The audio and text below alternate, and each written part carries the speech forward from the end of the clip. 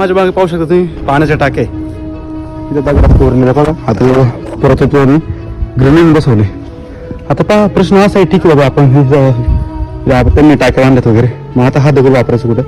तर आता इथं दरवाजा आहे इथे, तर त्या दरवाजासाठी इथलचा हा दगड वापरला गेला असावा. तिथं पायऱ्या पण आहे, म्हणजे दोन कारणं असतात, म्हणजे पहा वापर कसं करून घेतात. आता इथं त्यांनी टाकं खोदले, ठीक आहे, आणि इथं दरवाजा आहे. तर याचं अजून एक म्हणजे मला असं वाटतं असू शकतो. आता इथं टाकं कोरले, ठीक आहे. जर आता करायची सैनिक आले जास्तच, तर इथं काय करायचं, इथं आपलं दारू गोळा भरून हा एवढा भाग फोडून द्यायचा आणि ह्या पाण्याचा फ्लोने अख्खं म्हणजे सैनिक वाहून जाऊ शकतात.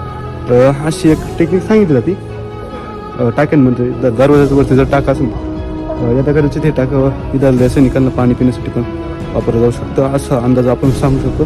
पण जर टाकं कोरलं तर तिथं दगडाचा फायदा कसा करायचा, तिथं तटबंदी वगैरेला वापरायचा. धन्यवाद.